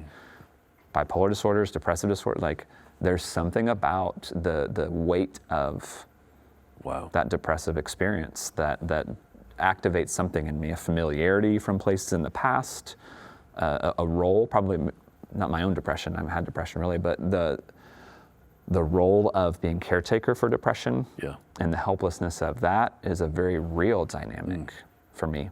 Wow. And I lose objectivity, like I am too much in re-experiencing in my body my own roles from the past that I kind of mirror the being overwhelmed, I mirror the floodedness, I mirror the carrying the weight, and like I'm just not effective in that space. Yeah. So if you're a pastor that's in that role, like you don't have to, like even as a seasoned therapist, trained clinician, psychologist, brain studies, everything I do, like there's places where I'm just not the best fit, and I know I don't do the best work. So back to Jordan Peterson's work, like maybe that's avoidance for me, but I would suggest that my avoidance of that space therapeutically is really protective, not just of me and my own energy, but like to make sure that adequate care is being given to the one in need. And I think as pastors, sometimes there's this jack of all trades identity. Yep. Because there has to be like, you're the landlord and the like maintenance crew and the cleaning crew and the accountant and everything. All of it, Right? Hospitality and HR and everything. Like if there's a space that, especially if we're talking about depression or other dynamics, like a space where like your own stuff, whatever it is, like your own, if we're talking about depression, your own experience of depression might leave you really qualified to step into space with someone and help. It may feel like you're drowning. Yeah. And if it's that, like let yourself create healthy boundaries around what you can do for people and where you help them land, where they can receive adequate help from someone who has ability to hold space in a different way. Hey, I want to invite you, if you are listening and thinking, I have so many questions I would like to ask. We would love to address your questions on an upcoming episode. In fact, we may do an entire episode on the one question that you have. If you will simply email us at redinkrevival@gmail.com. We will catalog all of these questions, and we would love to be able to address the things on your heart and on your mind. So be sure to get in touch with us, and we'll take the journey together. I love that, and I would encourage pastors that you're never going to be equipped to help somebody else in their story until you know yours. 100%. 100%. Yep. And I can say you know this to be true. Even in the church that I pastor, when people call me, they will want to meet with me and ask, do you do counseling? Yep. And I tell them I meet with them once. And what I'm doing is orienting to find out what's going on, and then I'm going to refer them to you and others. And the reason is that this is the world you live in. Like right now, Tim Tebow is coming back to the NFL, and he's going to be a tight end, is what they're looking at. Fascinating to me how others kind of got threatened by that, other players, and even hit back that he thinks he can lay out like this. It's that easy. Now, the reason that I say that parallel is I'm putting you as a professional who is every day at the height of your game. You're intellectually, socially, emotionally at the top of your game around this. And here I am as a pastor, and yes, I'm learning, I'm growing, my story's making sense. I even have some giftings around it. But I also know my limitations. And so I can only, as much as I have in my certification process, I know that I'm going to hit a ceiling. And so I would rather have somebody who is quite gifted at it. I will say you can't really even help a person orient their what they need next until you know your own story. And so just to offer the advertising, on the podcast we have ads for a 6-week process group for pastors that are gendered for males and then for females, pastors' spouses, that we meet for 6 to 10 people and we walk through their stories. And walking through their story, nobody has to tell anything they don't want to tell. Nobody. So if somebody's like, well, I can't get in that group. I don't want everybody to know my stuff. Well, nobody's going to know the stuff that you don't want them to know. Yeah. And that anxiety is holding you in the triangle, by the way. And so what I want to say is I give you the worksheets and I let you in private, personal, nobody has to read them. We're on Zoom, so nobody even can look over your shoulder. Nobody will ever see what you've written down, but you then begin to process into your story and we give you the tools to do that. When we walk through that story with you, it affects you like expressive writing or journaling. And I know that is a major tool that you use to help people make sense of their emotional happenings. Can you talk about expressive writing? Yeah, I think James Pennebaker is kind of the primary name for expressive writing. He's done probably a couple decades worth of research now. He's at the University of Texas at Austin. You know, we all have hang-ups. I always assign people like to either do writing or to do artwork, right? Like use crayons and color and activate your right brain. And oh my word, the amount of shame that gets activated in these types of exercise, which is part of it, right? Like let's get into this part of it. There's a method to the madness, right? Like I'm doing something therapeutic. But expressive writing isn't like journaling. It's not Dear Diary. Like today I had the most amazing kale salad at Chick-fil-A for lunch, and it was boss, and I'm gonna go back tomorrow. Yeah.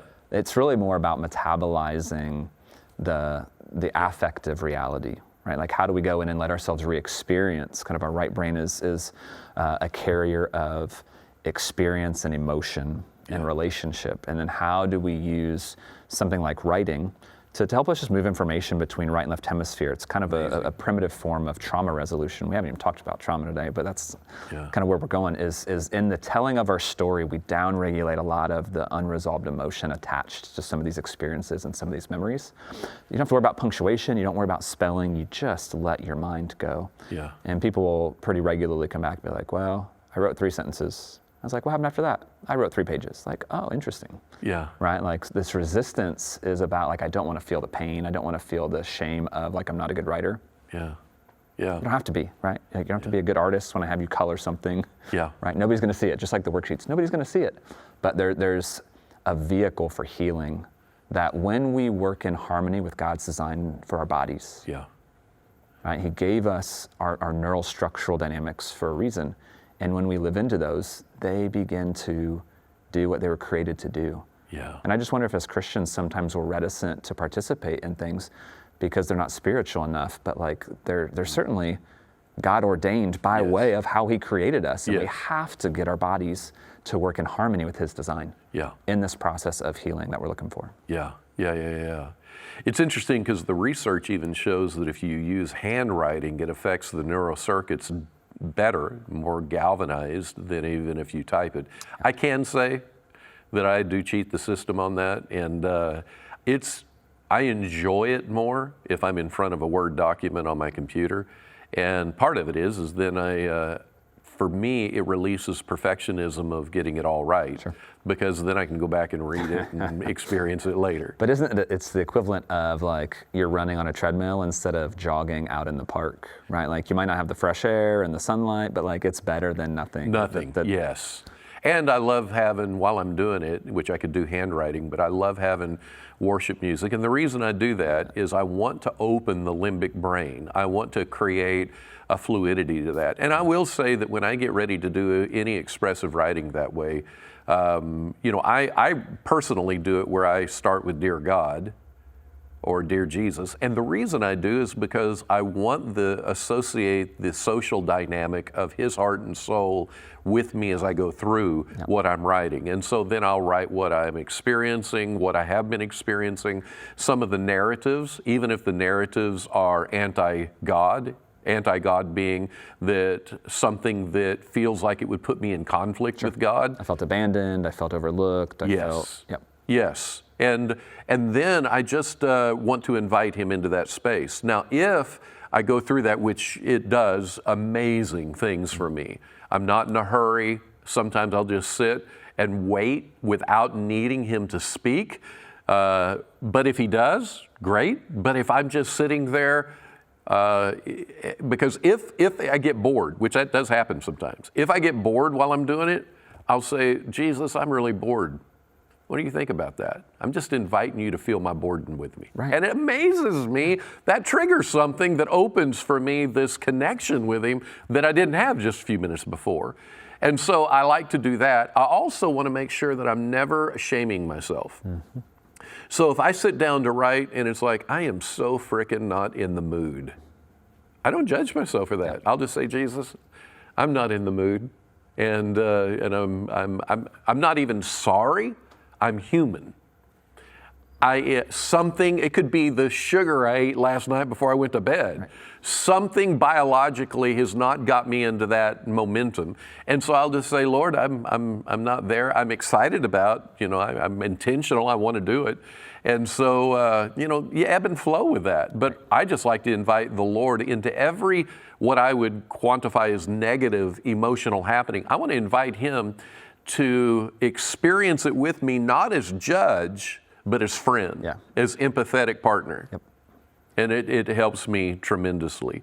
Is there anything, as we begin to wrap this segment up, anything around trauma that we haven't talked about in the way that you want to associate it with depression that would be helpful? Yeah, I think, thanks for kind of bringing us back to that as a place to land. It is, again, back to DSM-5, 2013, this kind of shift that we saw with even how we conceptualize trauma and stressor-related disorders as a unique category, not as anxiety disorders anymore. They involve anxious response, but they're kind of qualitatively different. One of those primary pivots is this idea of change, negative thoughts, and kind of shifts in negative thoughts and cognitions. So trauma, all of a sudden, is a potential catalyst for depressive experience, is essentially what that means.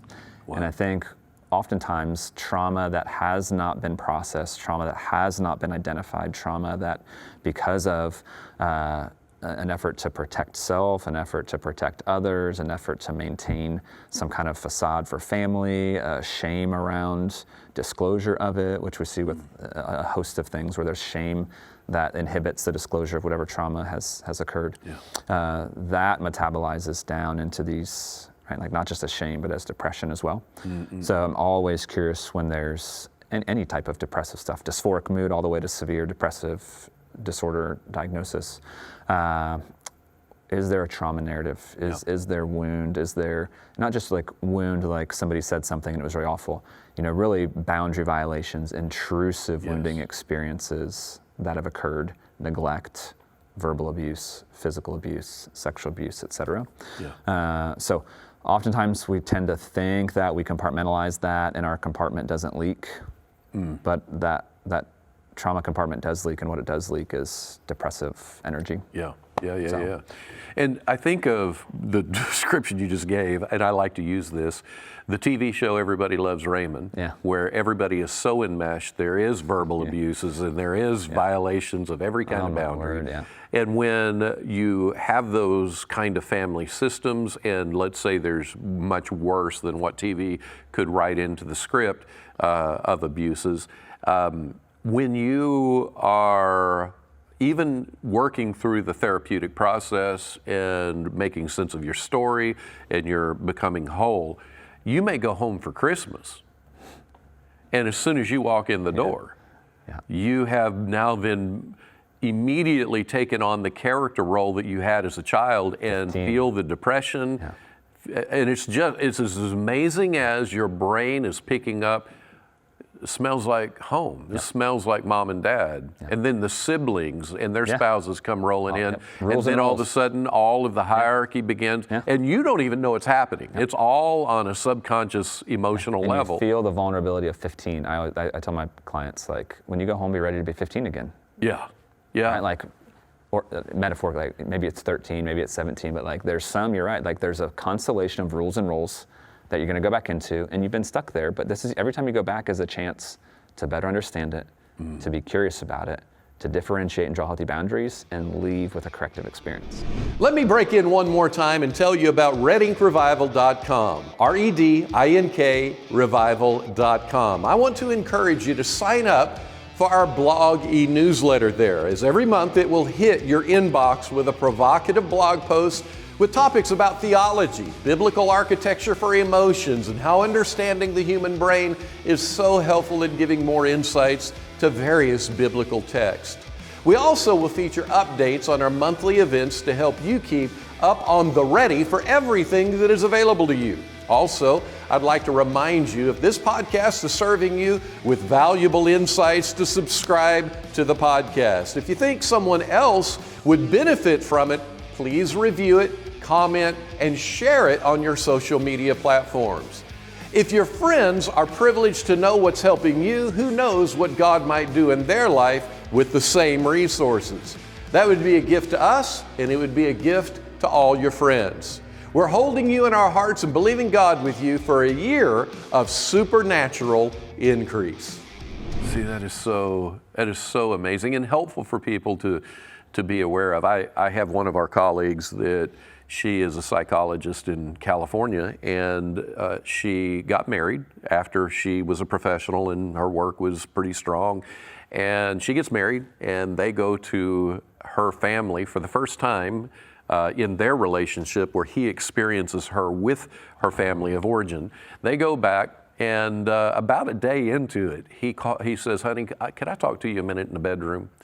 And they go into the bedroom. And so anybody that's offended by cussing, you might want to put your hand in your ears.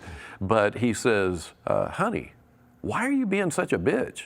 And it shocked her. She said, "What are you talking about?" And he said, "This is not the person that I've known our entire relationship. You're acting like you are a teenager in this home, and with the maturity of a teenager, and I'm just curious, what is that?" And of course, in that moment, it just shocked her out of it. And she didn't take that as at least the way that she talked to the public about, she didn't take that as offensive. She took that as a moment of reflection. Right. And went back into, where is all this coming from? But yes, trauma has a lot of what you call leaks that create for us those depressive states. And I think of so many people I've worked with that have had family or in-laws, and then you have structures where maybe somebody has a business and the family business, and you get married into it, and they don't adopt you in the way that they treat each other, and you're kind of the outsider, and then there's all of the enmeshment of Everybody Loves Raymond, and you have all of this stuff spinning, and the person is in depression and hopelessness, even having suicide thoughts. They're trying to figure out, is there any way out? And so with that, we've gone over so many tools today. We've talked about the importance of tuning into your own emotional happenings. What's the cognitive behavioral therapy? What's the emotion? What's the narrative? What's the meaning? All the way down to the root anxiety. We've talked about the relational dynamics of a drama triangle and where you fit in there. And are you still in the triangle, or are you taking positions outside the triangle? And it doesn't even matter if other people in your, maybe your marriage, maybe your husband or wife is still participating in the triangle. You don't have to. And so you're not powerless because they have certain choices they're making. But we've talked about that. We've talked about the power of journaling and expressive writing. We've talked about the beauty of mobilization, that if you're stuck in a brain circuit of victimization, that you're going to stay there until you create a strategic plan, a mobilization plan of this is what I'm going to move towards. It doesn't even have to be a great plan, but if you activate it, your brain will give you the neurochemicals that re-energize the battery. We've talked about things around gratitude and the importance of having gratitude. We talked about having a guide or a person in your life that helps you walk through these things. Even diet and exercise, profoundly important. Getting a certain amount of light changes in a good way the chemistry in your brain. We have talked about so many different things that a person can begin to engage that will help them move into a place of peace and joy and happiness that often we oversimplify and just say, believe the word, stand in faith, declare what God said. Now, if you do all of those where you engage gratitude, empathy, and some of the things that we've gone over, compassion, if you're able to do that and feel God's love to you, yes, it's going to make a big difference.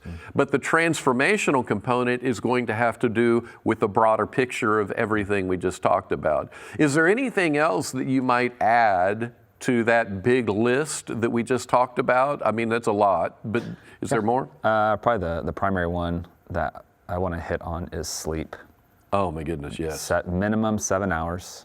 Yeah. And kind of a general rule of thumb is every hour of sleep you get before midnight is doubly restorative. So it's a multiplier. Amazing.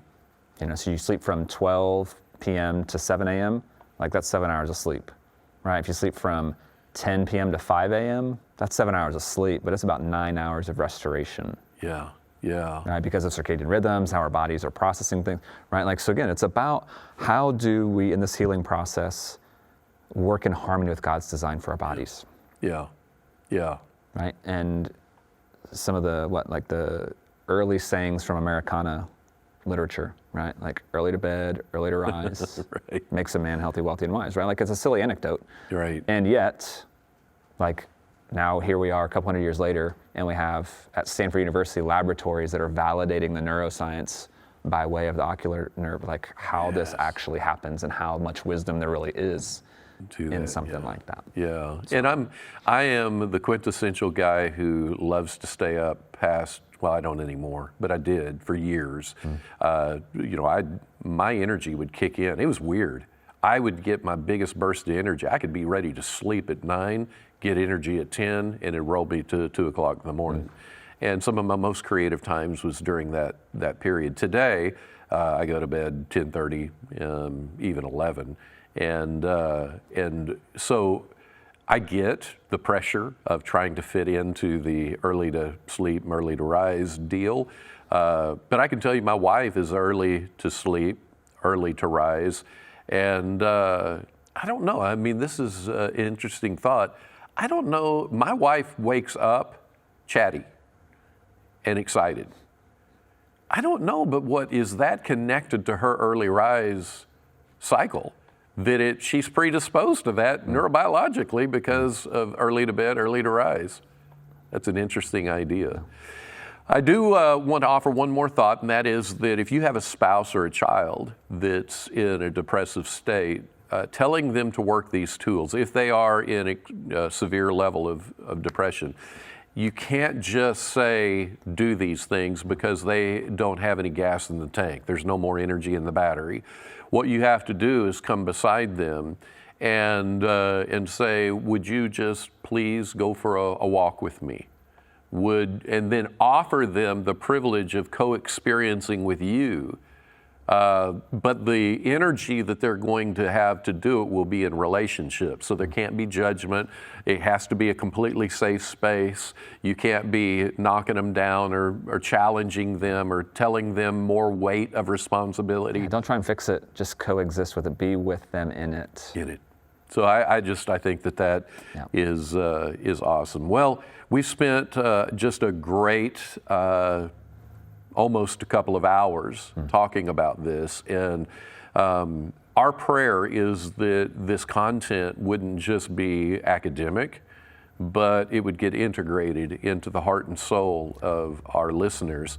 And so again, I just, before we sign off, I would encourage everybody that if you are listening and this has landed for you, think of, 3 people. Think of 3 people that this could make a difference for. And then tag them in social media, maybe a DM, email it to them, text the link to them. But, you can be the bridge to somebody else getting the help they need. The other day I was on a Zoom call with somebody, and they thanked me for the work I had just done with them. And I started crying. That's how deep it is for me. I started crying, and I said, the deal is I suffered with panic attacks. I suffered not knowing what to do. And I've dealt with depression. I've never been in severe depression, but I've been shut down. I've dealt with stuff that has set me back. And when I've suffered in those ways, and I think we actually have handles, credible, proven things to do, I'm like, I will do everything I can to help, and you guys can too. So, Todd, man, it's so great to again have another amazing conversation. We can't wait for the next one. Always a privilege, and I look forward to it as well.